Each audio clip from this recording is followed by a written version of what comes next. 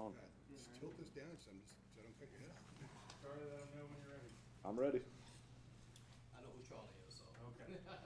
So at what point last week, how much did they put into finding the right kind of thing to put on your hands so you could play with it and not feel the effects of it, not damage it anymore? So throughout the week, I was trying different options with the full club and just kind of the lobster claw with the two fingers sticking out.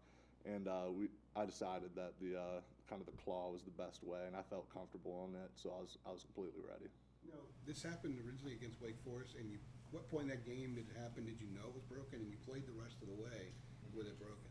Yep. So it happened on the first drive of the game. I knew something was wrong with my hand.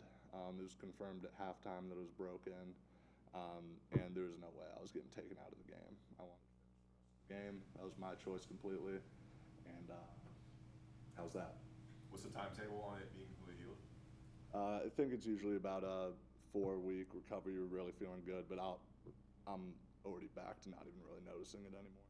Does it hurt at all when obviously it's going to get hit through the cast, right? When you're During, playing. during a game, I'm really not thinking about it. In this past game, I really didn't feel that much pain at all. It didn't bother me much at all. How did you break it? Like what happened on that play? There was no specific there was nothing that really stood out to me. It was kind of just a bang bang, happened quickly. Did it affect your performance at all? And the second part of that question is, would it affect you more at right tackle or left tackle, or is there a difference at all with how you use your right hand? There could be arguments to be made whether which tackle, which hand's most important. I did some throughout the week. I was just finding what's most comfortable for me, and there was no real changes that needed to be made, and I felt comfortable to play, and I was completely good with it. What made you? Why was it important for you to get out there? It was never a question in my mind. This team wants to win so bad, and there's so much fight in this team, and I want to be part of the team. I'm part of the team that turns around Carolina football into the direction that it should be. It was never. Missing one game was hard enough for me, and I didn't want to go through that experience again. The football guy answer there. You lost by 1 point to Clemson, the best team in the nation. What can you take away from that moving forward as a team? You did lose, but I think there's just so many positives. Is that kind of how you approach it? There are a lot of positives. Just going out there knowing that we can compete with the best team in the country. We played a really full game, but there are still things that we could get better on.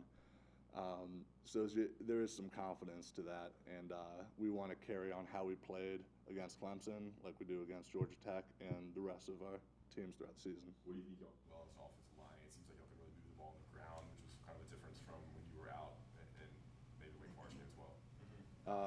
We really didn't make that many mental errors. There weren't many little mistakes that just caused breakdowns throughout the team. I thought the O-line did a good job kind of knowing our jobs, going out and executing it.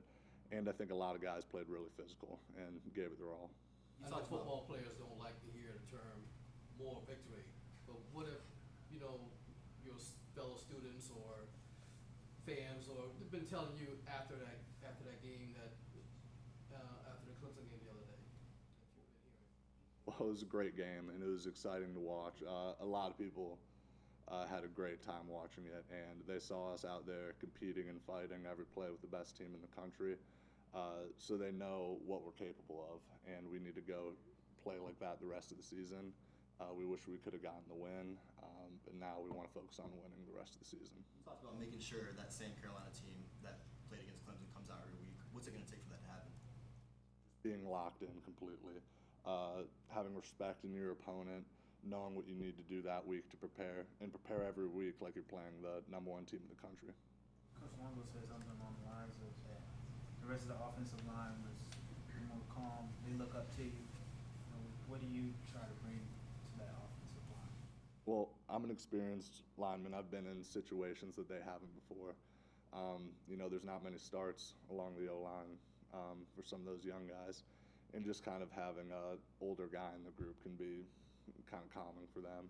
And they all did a great job, and they gave it their all every single snap.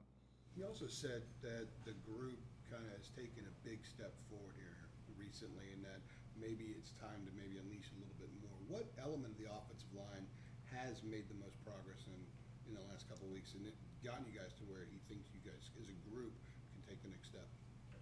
It's about knowing your job, because once you know your job, you're able to play physical and fast. And I think early on, some people were a little hesitant on knowing their assignments. They weren't really able to fire off the ball. But lately, we've done a good job knowing what we have to do, playing physical and playing fast. Over your time here, team's been one of the worst in the nation at penalties and now one of the best, I think up to 13th. What's the process to get there? I'm sorry, could you repeat that question? You guys have historically been pretty bad as far as penalty yardage in the past few years, and now you're up to 13th nationally this season. What's been the step to get there? So that was a huge focus in the offseason. We knew that was one of our problems the past 2 years, hurting ourselves. You never want to have a good play and get it taken back. Throughout the offseason, we were focused on just the smallest details, and it shows how disciplined this team is right now. Mac was saying in particular, it's like little stuff off the field that adds up. I mean, what have you noticed around in the building that are kind of the newer details that you guys are paying attention to? The locker room is the cleanest it's ever been. That's one thing that stands out. You know, you used to be able to come into the locker room, you'd still see tape from the practice before laying on the ground, but every day now it looks brand new. And that's just the small attention to detail. It's a team effort, everything's good. With being that close on Saturday against the #1 team, how much talk has there been about going out and winning the Coastal and seeing them again in December potentially? So we have all our goals in front of us.